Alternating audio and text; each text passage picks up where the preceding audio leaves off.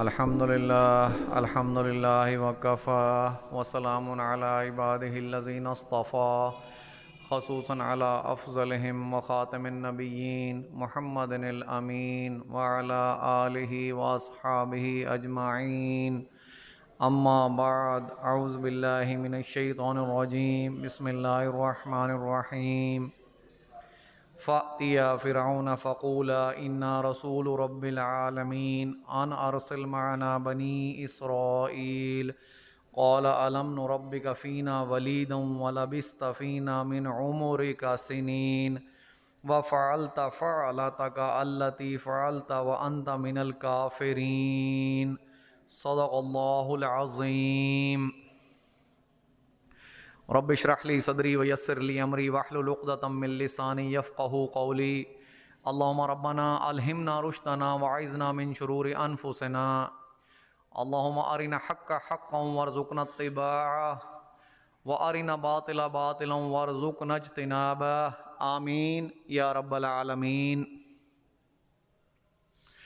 بھائیو، بزرگوں، دوستو، درس قرآن و درس حدیث کے ضمن میں سورۃ شعراء کی کچھ آیات تلاوت کی ہیں، اور ایک حدیث پاک بھی اب بیان کرنے لگا ہوں، اور حدیث پاک جو بیان کروں گا تو اس کا ترجمہ و مفہوم اس کے ساتھ ساتھ بیان کروں گا، اور کچھ تصحیح پچھلی دفعہ جو حدیث پاک بیان کی تھی اس کے سلسلے میں بھی کرنی ہے، تو پہلے وہ تصحیح کریں گے، پھر اگلی حدیث کا مختصر ترجمہ و تفسیر کریں گے۔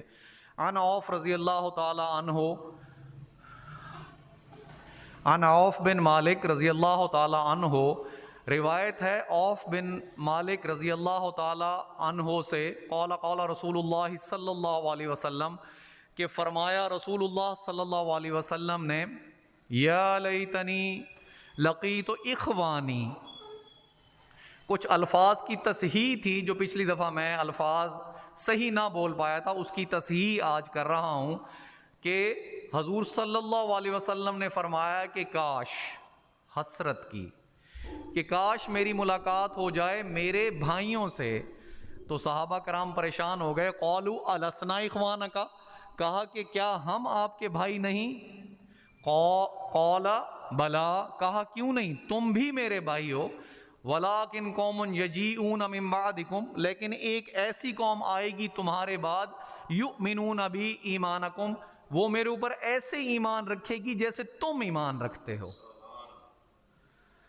وَيُصَدِّقُونِ تصدیقکم، اور میری تصدیق ایسے کرے گی جیسے تم تصدیق کرتے ہو، وَيَنصُرُونِ نَصْرَکم، اور وہ میری مدد ایسے کرے گی جیسے تم میری مدد کرتے ہو۔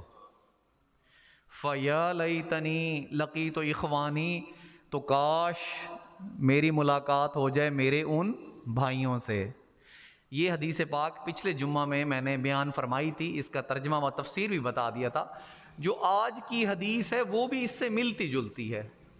مقصد یہ حدیث بیان کرنے کا یہ ہے کہ ہم صحابہ کرام کے درجات دیکھ کر رشک کرتے ہیں کہ جو صحابہ کو دنیا میں درجات ملے، جو دنیا میں عزت ملی، اور جو آخرت میں اللہ نے انہیں عزت دینی ہے، اس کا اللہ نے قرآن پاک میں بیان کر دیا ہے کہ اولئک المقربون، وہ ہوں گے میرے مقرب، میرے خاص لوگ۔ اللہ نے صحابہ کرام کو اپنے خاص لوگ قرار دیا ہے۔ والسابقون السابقون اولئک المقربون فی جنات النعیم ثلۃ من الاولین وقلیل من الآخرین۔ تو قرآن میں ایک جگہ یہ بھی بیان کیا گیا کہ وہ خاص لوگ پہلے والوں میں سے زیادہ ہوں گے، آخری والوں میں سے کم ہوں گے۔ لیکن اس بات سے دل چھوٹا نہیں کرنا کہ ہم ان میں شامل نہیں ہو سکتے۔ صرف نبیین کا جو ہے، جو نبی ہیں، ان کا چیپٹر اللہ نے بند کر دیا، خاتم النبیین محمد مصطفیٰ کو بنا دیا، آپ کے بعد کوئی رسول آنے والا نہیں ہے۔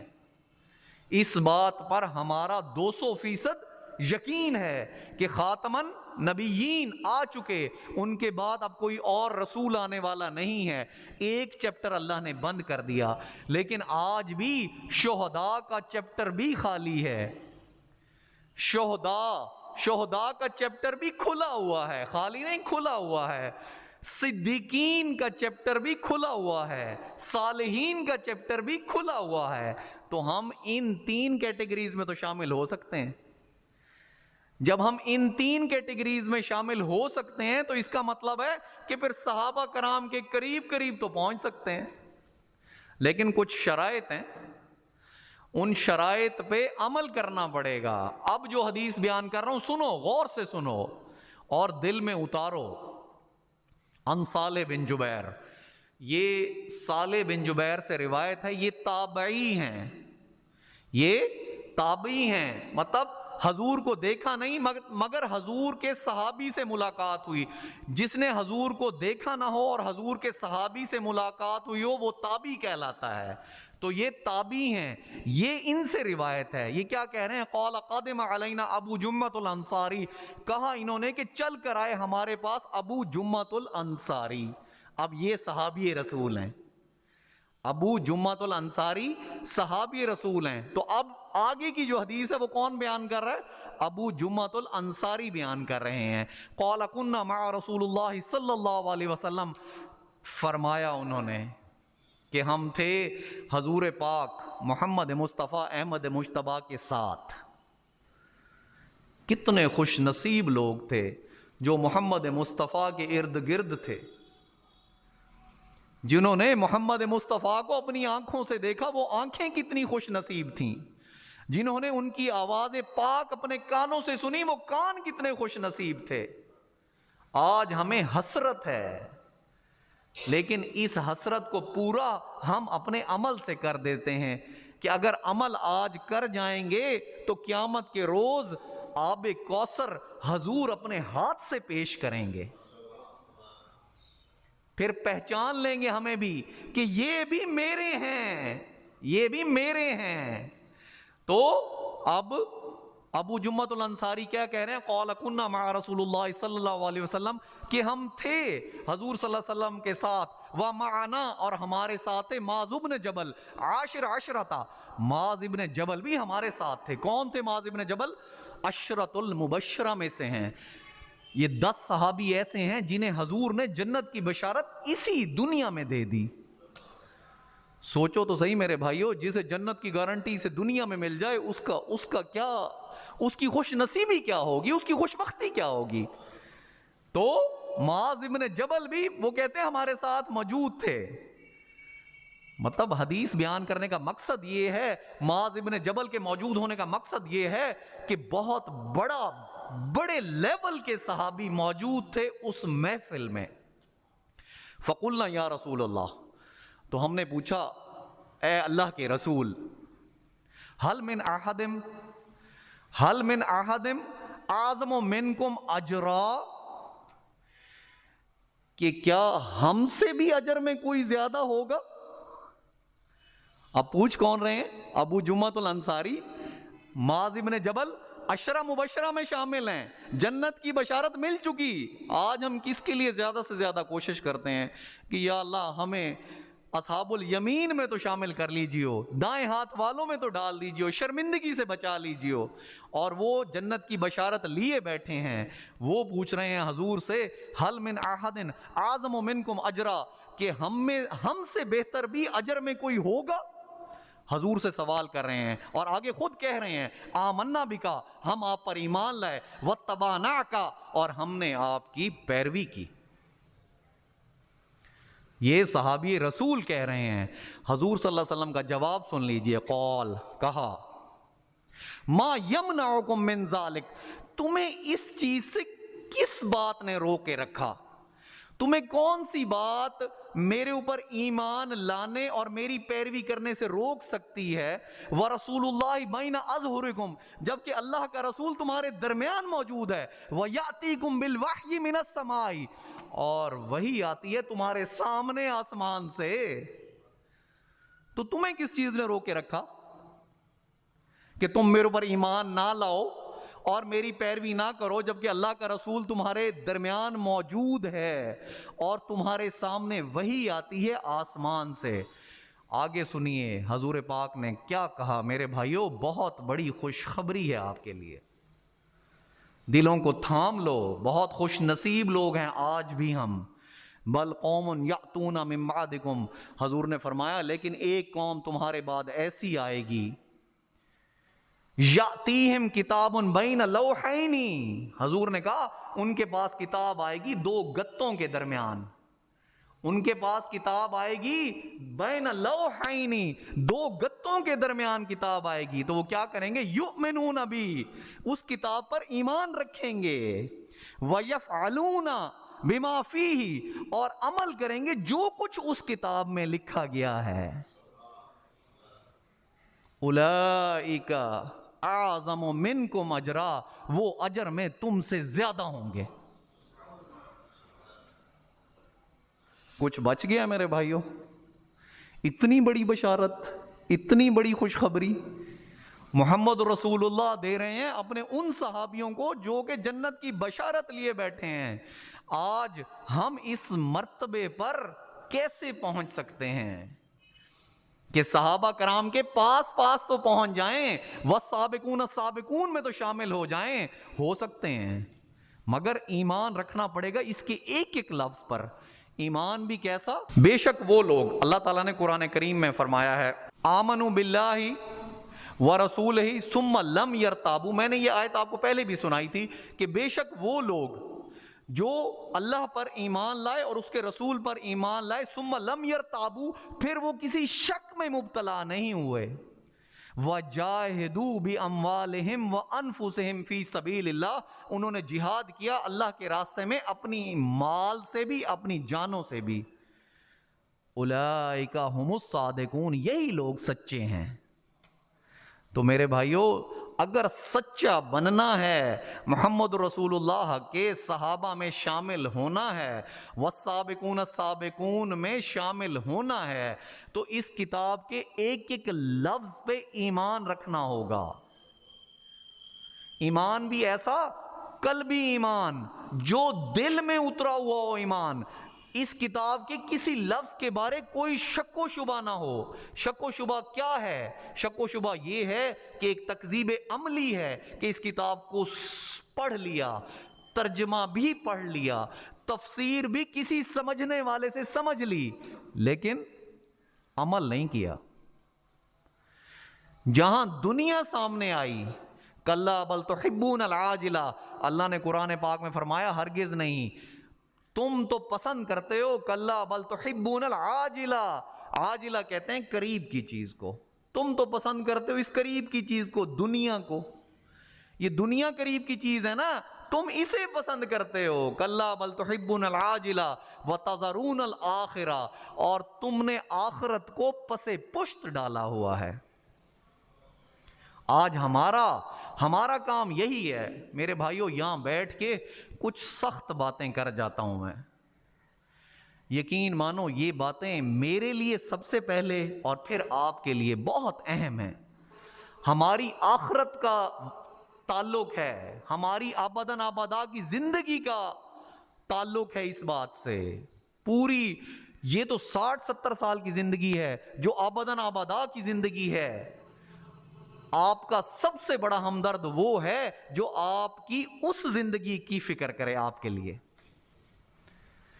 آپ تو آج سمجھتے ہیں نا کہ دنیا میں آپ کی کسی نے اگر مدد کر دی، کسی نے آپ کی معاونت کر دی، کوئی آپ کا کام حل کروا دیا، کسی نے آپ کا علاج کروا دیا، کوئی اور دنیاوی کام میں آپ کی مدد کر دی، آپ اسے اپنا مددگار سمجھتے ہیں۔ یقین مانو کوئی مدد نہیں ہے۔ اپنا مددگار اسے سمجھنا جو تمہاری آباداً آبادا کی زندگی کو سنوارنے کے لیے تمہاری مدد کرے۔ یا ایھا الذین آمنوا قوا انفسکم واہلیکم نارا، اے ایمان والو بچاؤ اپنے آپ کو اور اپنے اہل و عیال کو آگ سے۔ سخت الفاظ اس لیے کہہ جاتا ہوں کہ میں بھی اس آگ سے بچ جاؤں، آپ بھی اس آگ سے بچ جائیں۔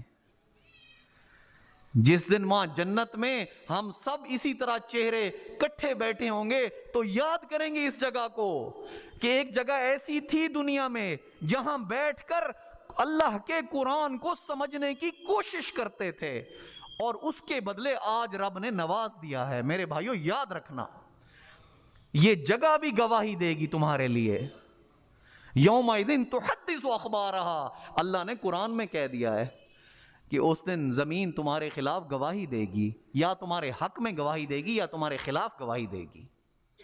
الیوم نختم علی افواہہم وتکلمنا ایدیہم وتشہد ارجلہم بما کانوا یکسبون، اس دن میں مہر کر دوں گا، مہر کر دیے جائیں گے ان کی زبانیں، الیوم نختم علی افواہہم وتکلمنا ایدیہم، اور کلام کریں گے ان کے ہاتھ مجھ سے، یہ رب کریم فرما رہے ہیں، وتشہد ارجلہم، اور گواہی دیں گے ان کے پاؤں جو کچھ انہوں نے کمایا۔ تو آج اگر 1:15 بجے سے پہلے آپ چل کے آتے ہیں مسجد میں قرآن سیکھنے کے لیے، نیت یہی ہے کہ قرآن سیکھنا ہے، پہلے سیکھنا ہے پھر عمل کرنا ہے، آج جب چل کے آتے ہیں تو پاؤں آپ کے اس دن اس بات کو 100% یقین بنا لیں کہ گواہی دیں گے آپ کے پاؤں کہ رب کریم یہ چل کے گیا تھا جمعے کے روز تیرا قرآن پاک سیکھنے کے لیے، اس کے کانوں نے سنا تھا تیرا قرآن پاک، اس نے سمجھنے کی کوشش کی تھی اور اپنی ممکنہ حد تک اس نے عمل کرنے کی بھی کوشش کی تھی۔ جب قرآن آپ کے حق میں گواہی دے دے گا تو پھر آپ کو کس گواہی کی ضرورت پیش آئے گی؟ پھر کسی گواہی کی ضرورت نہیں پیش آئے گی۔ تو آج التجا یہی ہے کہ اس کا ایک ایک لفظ پہ ایمان رکھو۔ حضور نے فرمایا بین اللوحین، وہ اس پر ایمان رکھیں گے۔ ایمان کب رکھیں گے؟ جب سیکھیں گے اسے، جب ایک ایک لفظ کا ترجمہ و تفسیر آپ کے دل میں گڑھ جائے گی، اس کو ترجمہ و تفسیر میرے بتائے بغیر، کسی کے بھی بتائے بغیر، میں تو قرآن کا بہت ابتدائی شاگرد ہوں، مجھے تو شاید قرآن کی الف بے بھی نہ آتی ہو، علماء کرام موجود ہیں، ایک سے ایک بڑھ کے عالم موجود ہے، بات اس کی ہے کہ ذوق و شوق بھی ہو ہمارے اندر۔ جلوہ طور تو موجود ہے، موسیٰ ہی نہیں۔ علامہ اقبال طنز کر رہے ہیں آج مسلمانوں پر کہ جلوہ طور تو موجود ہے، رب کا جلوہ تو موجود ہے قرآن کی صورت میں۔ آج ہم میں موسیٰ والی طلب ختم ہو گئی ہے، رب آرینی انظر الیک، یا اللہ میں تجھے دیکھنا چاہتا ہوں، اپنا دیدار عطا فرما۔ یہ موسیٰ کی طلب تھی، آج طلب تو پیدا کرو رب کو دیکھنے کی۔ تو کہنے کا مقصد یہی ہے کہ اللہ تعالیٰ کیا فرما رہے ہیں؟ کلا بل تحبون العاجلہ وتذرون الآخرہ وجوہ یومئذ ناظرہ، اس دن کچھ چہرے ایسے ہوں گے جو کھلے ہوئے ہوں گے، قیامت کے روز کچھ چہرے ایسے ہوں گے جو کھلے ہوئے ہوں گے، شاداب ہوں گے، خوش ہوں گے، الی ربہا ناظرہ۔ ان ناظرہ میں فرق ہے، پہلا ناظرہ ذوات سے ہے، دوسرا ناظرہ ذوئے سے ہے۔ قرآن پہ تدبر کرنا تو یہی ہے نا کہ سیکھو فرق کو، ایک ایک لفظ کے فرق کو سیکھو، اس دن اپنے رب کی جانب دیکھتے ہوں گے، الی ربہا ناظرہ۔ جب سٹوڈنٹس، میں نے آپ کو پہلے بھی یہ مثال دی تھی کہ جب رزلٹ آنے والا ہوتا ہے تو جو لائق سٹوڈنٹ ہوتے ہیں، جنہوں نے محنت کی ہوتی ہے پورا سال، وہ خوش و خرم ہوتے ہیں اور انہیں بے چینی سے رزلٹ کا انتظار ہوتا ہے۔ اور کچھ میرے جیسے نکمے سٹوڈنٹ بھی ہوتے ہیں جو یہ سمجھتے ہیں یا دعا کر رہے ہوتے ہیں کہ آج رزلٹ نہ آئے، آج رزلٹ نہ آئے، کاش یہ ڈیلے ہو جائے، رزلٹ اناؤنس ہی نہ ہو۔ تو اللہ تعالیٰ ان کے بارے کیا فرما رہے ہیں؟ وَوُجُوهٍ يَوْمَئِذٍ بَاسِرَةٍ، اس دن کچھ چہرے ایسے بھی ہوں گے جو شدید اداس ہوں گے، شدید اداس ہوں گے۔ تَظُنُّ أَن يُفْعَلَ بِهَا فَاقِرَةٌ، انہیں اس بات کا گمان ہوگا کہ آج ان کے ساتھ کمر توڑ معاملہ ہونے والا ہے۔ اللہ اکبر۔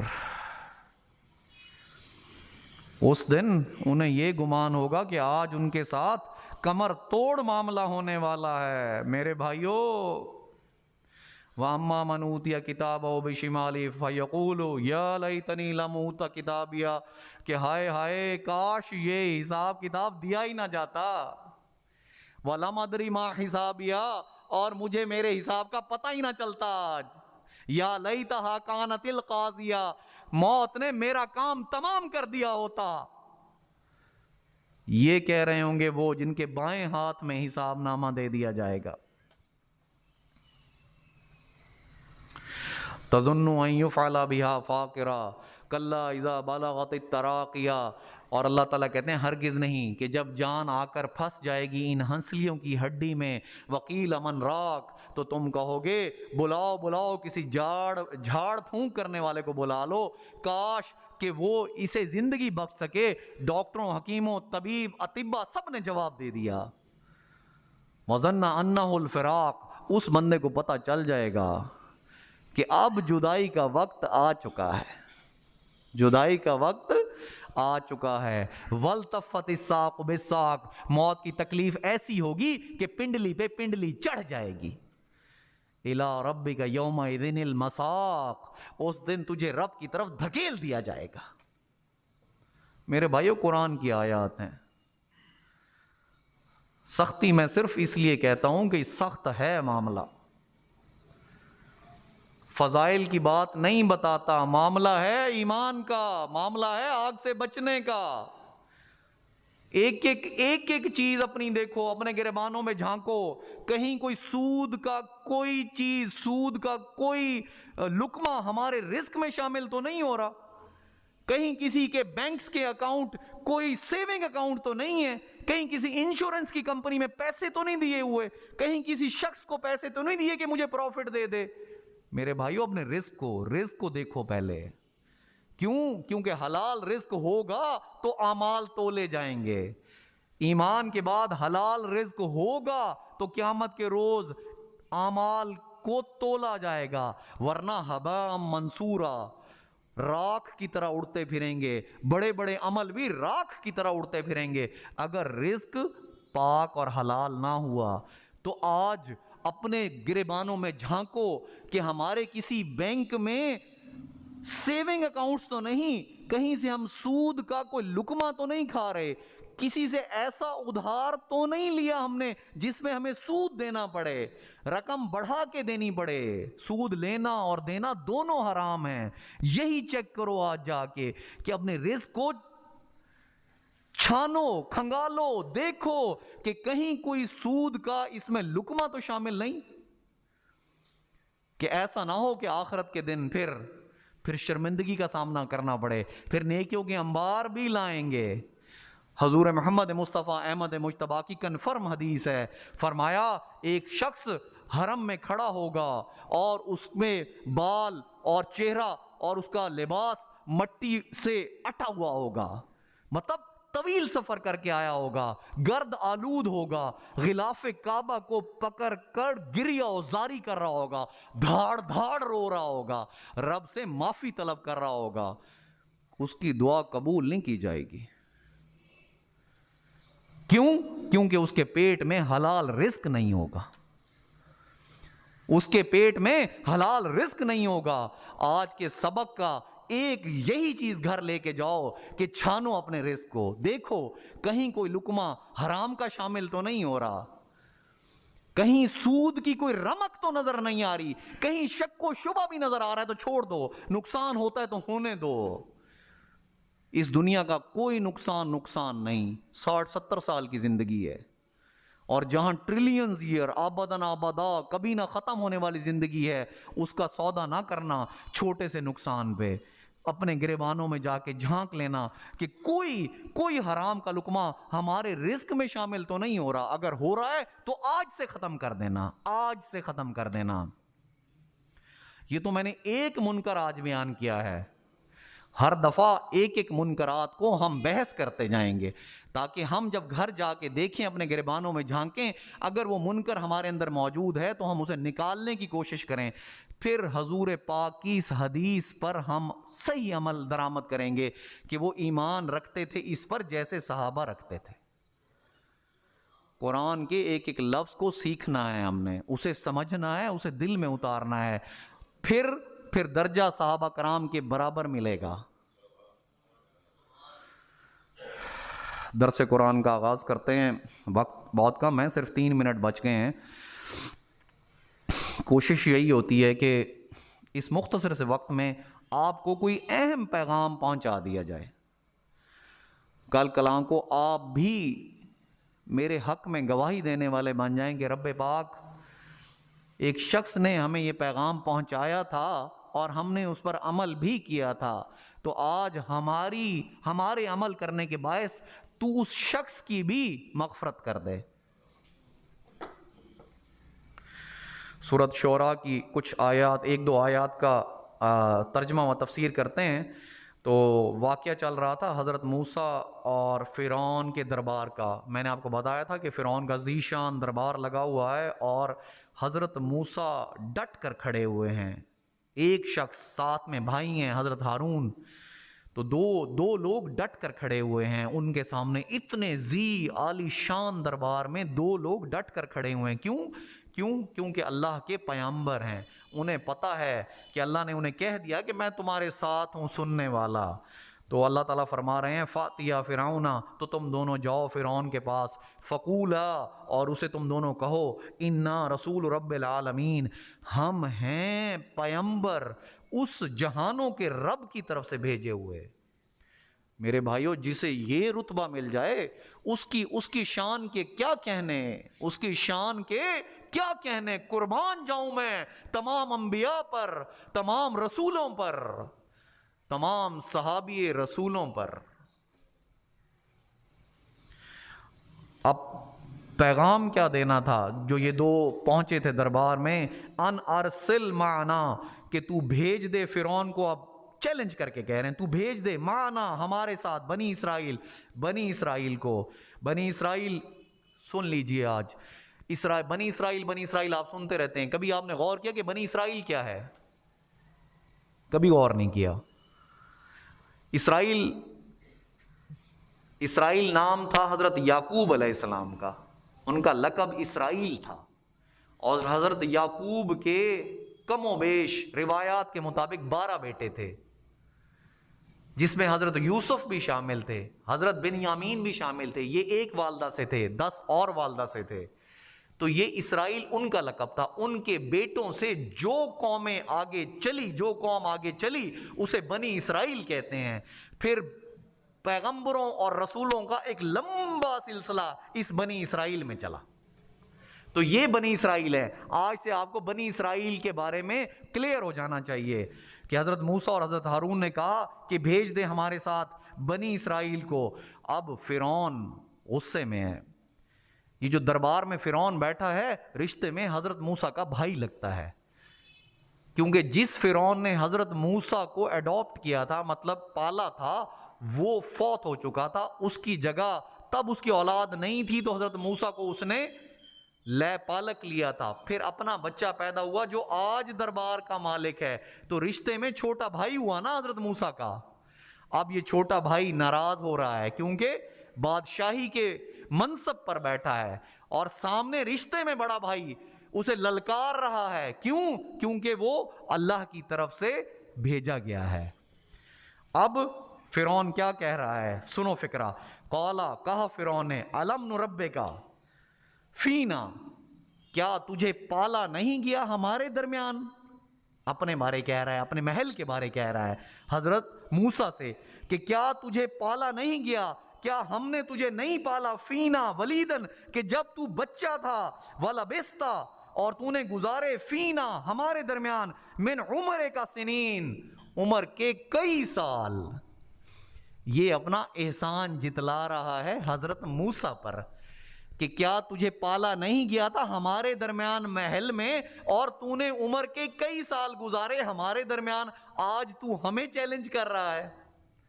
وقت ختم ہوا چاہتا ہے۔ اللہ تعالیٰ سے درخواست ہے اور دعا ہے اور گزارش ہے، گڑ گڑا کر گزارش ہے کہ آپ مجھے قرآن سمجھنے اور سمجھانے کی، پہلے سمجھنا ہے پھر سمجھانا ہے، کی توفیق عطا فرمائے۔